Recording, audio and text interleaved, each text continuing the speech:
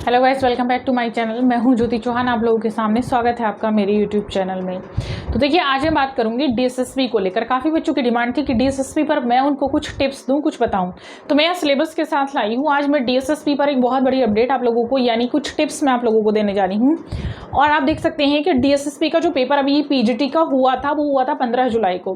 तो उस पेपर के बेसिस पर आप लोगों ने देखा होगा कि आपका पेपर पैटर्न किस तरह से रहेगा। वैसे मैं बता देती हूँ, ऑल ओवर जो पैटर्न रहता है डीएसएसबी का, वो बहुत ज़्यादा टफ नहीं रहता। वैसे तो आपको इतने क्वेश्चन कर चुके हैं, मैं रेगुलर सुबह 10:30 बजे कराती हूँ आप लोगों को, तो सारा कुछ आएगा वही जो मैं करा रही हूँ। आप देखेंगे जो भी आप जहाँ पर भी क्वेश्चन पेपर देखेंगे, वो सब यही क्वेश्चन होते हैं। सब इन्हीं क्वेश्चंस को टाइप करके करा दिया जाता है आप लोगों को। तो यही क्वेश्चन इंपॉर्टेंट है। बस एक चीज़ का आपको, कुछ छोटी छोटी चीज़ें मैं यहाँ पर बताऊंगी, उन छोटी छोटी चीज़ों का आपको ध्यान रखना है, जो कि आपके डीएसएसबी एग्जाम के लिए बहुत ज़्यादा इंपॉर्टेंट है। तो प्लीज़ लाइक कर दीजिएगा वीडियो को शुरू करने से पहले, और फिर मैं यहाँ से आप लोगों को कराती हूँ। देखिएगा, सिलेबस मेन इंपॉर्टेंट होता है किसी भी एग्जाम को क्लियर करने के लिए। हमेशा मेरी पहली लाइन यही रहती है, और अभी तक आप लोगों ने देखा भी है कि सिलेबस ही मेन होता है, ठीक है। बट यहाँ पर क्या है, जब आप लोग डीएसएसबी का एग्जाम देने जा रहे हैं तो आपने दोनों पेपर प्रिपेयर किए होंगे अपने, यानी फर्स्ट भी उतना ही इंपॉर्टेंट है जितना आप लोगों का यानी सेकंड पेपर है, यानी आप लोगों का कंसर्न पेपर है, ठीक है। तो दोनों ही पेपर उतने ही ज़्यादा इंपॉर्टेंट है, ये ध्यान रखना है।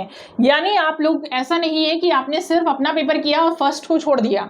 भले यहाँ से ये बैट खत्म हो चुकी है कि आपको इतने % लाना। एक तो पहली चीज़ होती है, बहुत सारे बच्चे ये मुझसे पूछते हैं कि मैम कितने ले आए। कितने ले आएगा मतलब, एक मुझे ये बताइएगा कि क्या आप उतनी ही पढ़ाई करेंगे। अगर मैं कहूँ 40 लाइएगा, तो क्या 40 की ही पढ़ाई करेंगे? कोशिश करिएगा, अगर 200 नंबर का पेपर है तो 200 ही लाने की कोशिश करिएगा, ठीक है। टारगेट आप लोगों का जो होना चाहिए वो फुल ऑन फुल होना चाहिए।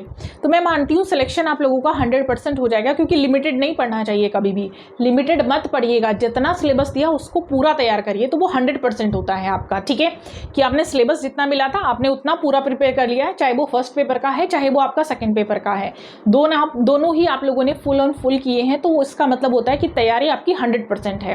अब आप अपना 100% देने के लिए रेडी हैं, और 100% देने के लिए जब रेडी होते हैं और आप दे रहे होते हैं एग्जाम में बैठकर, तो मार्क्स भी आपको उसी हिसाब से मिलता है, यानी मार्क्स भी आपको फुल ऑन फुल मिलता है, ठीक है। यानी कहीं भी आपकी मिस्टेक नहीं होती, और उसमें आप देखेंगे कहीं ना कहीं बीच में जो 1-2 नंबर का आपका रह जाता है, तो उस हिसाब से मान के चलेंगे कि कहीं ना कहीं आपका जो सिलेक्शन है वो 100% है। और होता भी है, ये होता भी इसी कंडीशन में सिलेक्शन 100% है, जो लोग फुल ऑन फुल तैयारी करके चलते हैं। जो लोग ये सोच के चलते हैं कि 40% करेंगे, 30% करेंगे, वो मान लीजिएगा वो सिलेक्शन से पहले बाहर हो जाते हैं। क्योंकि नेगेटिव मार्किंग के साथ अगर आप लोगों को चलना है, और सेम एलटी में भी यही चीज़ें हैं, तो कहीं ना कहीं आप लोगों को फुल ही लेकर चलना होगा।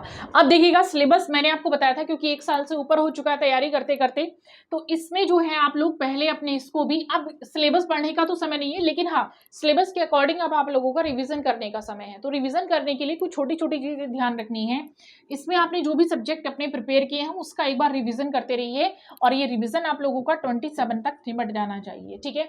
यदि अगर आप इसमें आप लोगों ने फिर भी कुछ आपको लगता है कि मिस्टेक है या हमने कुछ छोड़ दिया है, तो उसको एक बार पूरा प्रिपेयर कर लीजिएगा। जो जो टॉपिक आप लोगों को लग रहा है कि हमारे टॉपिक वीक है, फर्स्ट पेपर का मैं बता रही हूँ अभी, तो जो जो टॉपिक आप लोगों को लग रहा है कि हमारा मैथ वीक है या हमारा कंप्यूटर या इंग्लिश वीक है, उसको पहले प्रिपेयर कर लीजिएगा। क्योंकि इसमें जो जो चीज़ें आती हैं, सेम सिलेबस में आप लोगों का सब कुछ दे रखा है, उससे वो चीज़ें आप लोगों की प्रिपेयर हो जानी चाहिए। एटलीस्ट इतना होना चाहिए कि अगर आप लोगों का 40 मार्क्स का है, तो कोशिश करिएगा कि 35 आपको लाने हैं, ठीक है। उस हिसाब से प्रिपरेशन करके चलिएगा, तो कोई मुश्किल नहीं होगा। अब आपका जो पेपर है, सिलेबस आप लोगों का बहुत ज़्यादा नहीं है, ठीक है, ये आप जानते ही हैं। अब देखिएगा, जो चीन जापान की कला थी, वो उसमें भी ज़्यादा कुछ उसमें पूछा नहीं गया है, ठीक है। यानी आप लोगों का पीजीटी में, तो टीजीटी के अकॉर्डिंग अगर मैं इसमें चलती हूँ, तो बेस आप लोगों का सारे ही एग्जाम के लिए इंपॉर्टेंट है। अब मैं आप लोगों के पेपर की बात कर रही हूँ, यानी आर्ट की बात कर रही हूँ, तो आर्ट में जो बेस दिया है, जैसे पहली ही लाइन दी है यहाँ सिलेबस में, फंडामेंटल्स ऑफ विजुअल आर्ट्स दिया है, ठीक है। सेकेंड लाइन भी आप देख सकते हैं, इसमें दिया हुआ है कि brief introduction of applied arts. तो ये ब्रीफ इंट्रोडक्शन जहाँ पर हो जाता है, या फंडामेंटल्स ऑफ आप लोगों का विजुअल आर्ट आ जाता है, तो स्टार्टिंग जो यानी आप लोगों की जो शुरुआत होगी, स्टार्टिंग जो होगी, वो बिल्कुल स्टार्टिंग से आप लोगों को अपना जो मैटर है, यानी जो रिवीजन है, वो करना है। तो रिवीजन कैसे करना है, चाहे फर्स्ट पेपर है चाहे आपका सेकंड पेपर है, दोनों के लिए ध्यान से सुन लीजिएगा। सबसे पहले रिवीजन करने के लिए हमको एक ही चीज़ की ज़रूरत पड़ती है, वो होती है आप लोगों के पास कुछ ऐसा मटेरियल हो जो आप शॉर्ट फॉर्म में कर सकें, ठीक है। तो लेकिन यहाँ पर मैं आपको लोगों को कहूँगी सबसे पहले आप लोगों को जो रिवीजन करना है वो एनसीईआरटी से डिटेल वाला पढ़ लीजिएगा, क्योंकि अभी आपके पास समय है, ऐसा नहीं है कि समय नहीं है। मुझे लगता है 2 से 3 दिन लगेंगे आप लोगों को पूरा डिटेल कवर करने में, इतना ज़्यादा समय नहीं लगेगा कि बहुत ज़्यादा टाइम लग रहा है। आर्ट में तो फिर भी इतना नहीं लगेगा क्योंकि सिलेबस ज़्यादा नहीं बचा है आप लोगों का, ठीक है, कि बहुत ज़्यादा समय नहीं लगेगा। आर्ट में सिलेबस बचा ही कितना है आपका, ठीक। तो उसको पहले एक बार डिटेल से रीडिंग ही चाहे कर लीजिएगा, चाहे आप लोगों को जो भी आप लोगों के इसमें टॉपिक दिए हैं उन टॉपिक्स को एक बार पढ़ लीजिएगा, ठीक है, पूरा पढ़ लीजिएगा, लेकिन पढ़िएगा एनसीईआरटी बेस ही, ठीक है। डिटेल जो पढ़ेंगे वो एनसीईआरटी बेस पढ़िए, उससे एक बेनिफिट होगा क्योंकि मेन होती है डीएसएसबी के एग्जाम में लैंग्वेज, ठीक है। इसमें लैंग्वेज ही आप लोगों की चेंज होती है, यानी जो भाषा होती है वही जो होती है वो शुद्ध होती है, प्योर होती है, और वो एनसीईआरटी की ही उठाई जाती है, जिसमें आप लोग कहीं ना कहीं पढ़ते हुए घूम जाते हैं। तो हिंदी में तो बहुत प्रॉब्लम है, इंग्लिश में भी सेम है, कुछ अपडेट वर्ड्स होते हैं जो न्यू है, कुछ लेंथी वर्ड्स ऐसे बना दिए जाते हैं क्योंकि हिंदी के अकॉर्डिंग ही उसको रखा जाता है।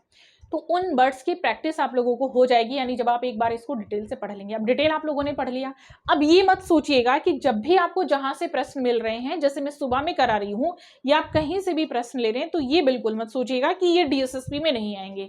ये सोच पहले अपने दिमाग से निकाल दीजिएगा। चाहे जो भी एग्जाम आप देंगे तो सबसे पहले इसको बाहर निकालना बहुत जरूरी है, क्योंकि जहां हम ये सोच लेते हैं कि ये जो प्रश्न है ये एग्जाम में नहीं आएगा, समझ लीजिए वही प्रश्न आपके एग्जाम में मिलेगा, क्योंकि प्रश्न वही होता है, अरे टॉपिक आपके वही है जो हर एग्जाम में होते हैं, ठीक है।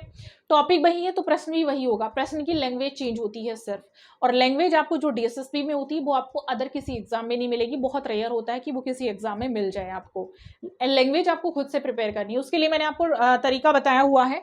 एनसीईआरटी उठाएंगे, अगर आपको ज्यादा लग रहा है तो राजस्थान की उठा लीजिएगा, वो उससे भी ज्यादा टफ है, ठीक है। तो इसके बाद क्या होगा, जब आप इस लैंग्वेज को पढ़ लेंगे, इस लैंग्वेज को पढ़ने के बाद जब आप रिवीजन करेंगे तो कहीं ना कहीं जब आप क्वेश्चन पढ़ रहे होंगे आपको ये चीज दिमाग में जरूर आएगी, अच्छा इसको इस तरीके से भी लिख सकते हैं, ठीक है। जब आप कोई भी प्रश्न पढ़ेंगे तो आपको ये समझ में आ जाएगा, अच्छा ये शब्द हमने एनसीईआरटी में ऐसे पढ़ा था, इसका मतलब इस शब्द को ऐसे भी लिख सकते हैं। तो वहां से एक जो क्वेश्चन है आपका ये सॉल्व हो गया, जो लैंग्वेज आप लोगों की एग्जाम में आने वाली है, तो कहीं ना कहीं आप उसके लिए अब तैयार हो गए, यानी आपको पहले ही पता चल गया कि यदि ये प्रश्न आप लोगों का आ रहा है तो वो इस तरीके से आएगा, अब आप उसको आसानी से सॉल्व कर सकते हैं, तब आपको कोई डिफिकल्टी वहां पर नहीं आएगी, ठीक है। तो कोशिश करिएगा इसी तरीके से पेपर सॉल्व करिएगा। जो ईजी वाली लैंग्वेज की बुक्स होती हैं उनको कम उठाइएगा, कम उठाइएगा, सिर्फ इसलिए उठाइएगा ताकि आपको ये पता चल जाए कि ये वाले क्वेश्चन को ये भी कहते हैं, यानी इस शब्द का मीनिंग ये भी होता है, क्योंकि डिफिकल्ट और आप लोग इजी पढ़ेंगे तो दोनों ही ज्यादा अच्छा रहेगा। खाली डिफिकल्ट भी मत पढ़िए कि आपको वो मीनिंग ही ना समझ में आए, दोनों पढ़िएगा और दोनों का सिर्फ रिविजन करिएगा। और इस टाइम कोशिश करिएगा जो आप लोग डिटेल पढ़ेंगे वो सिर्फ एनसीईआरटी उठाइए। जो एक मेन आप लोगों का, यानी मैं कहूँगी शॉर्ट फॉर्म में जो बुक्स हैं या जो मेरे बच्चे हैं, मैंने उनको शॉर्ट फॉर्म में जो है नोट्स मैंने बनवाए हुए हैं, तो वो पढ़ लीजिएगा, उसमें मैंने सारा कुछ लिखवाया हुआ है, उससे आसान आपको कुछ नहीं मिलेगा। और कोशिश करिएगा कि समझने की कोशिश करिएगा डिटेल से। क्वेश्चन जो है आप लोगों का उसमें ज़्यादा से ज़्यादा ये कोशिश करिए टेक्निक क्या आती है। ज्यादातर आप देख रहे हैं यहाँ पर भी सिलेबस में वही दी हुई है, जैसे कि अप्लाइड आर्ट दिया, ये दी हुई है टेक्निक दी है, creative arts method and material.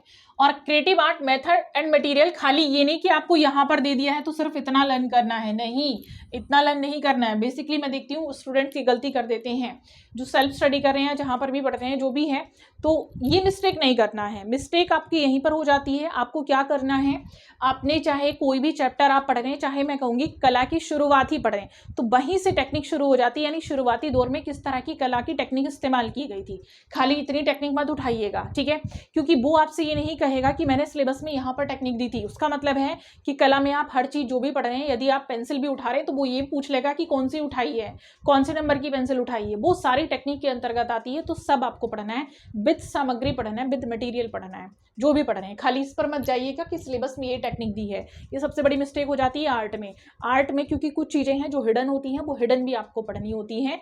चाहे आप कोई भी एग्जाम करिएगा तो वो आपसे ये चीजें भी पूछ लेगा। यानी अगर आप ऑयल कलर मिक्स कर रहे हैं किसी भी ऑयल कलर की टेक्निक का आप इस्तेमाल करें तो वो आपसे ये भी पूछेगा कि आपने प्रोसीजर क्या इस्तेमाल किया था। यानी क्योंकि ऑयल कलर की टेक्निक को इस्तेमाल करने के लिए प्रोसीजर भी आप लोगों के किस तरह से होते हैं, यानी कैनवास अगर आप यूज़ कर रहे हैं तो सबसे पहले आप कैनवास को बनाएंगे कैसे, आप स्ट्रेचिंग करेंगे या पेंट करेंगे, आप उसको रगड़ेंगे, ये भी सारी चीज़ें वो आपसे पूछ लेगा। एक चीज़ और मैं ध्यान से यहाँ पर बोलूँगी आप लोगों को कि दिल्ली की जितनी भी इंडो इस्लामिक आर्ट है किसी को मत छोड़िएगा, चाहे यहाँ पर है या नहीं है, उसको सबको याद कर लीजिए। स्पेशली कुतुब मीनार के परिसर में जितनी भी आप लोगों की इमारतें आती हैं उनको सबको रेडी करिएगा।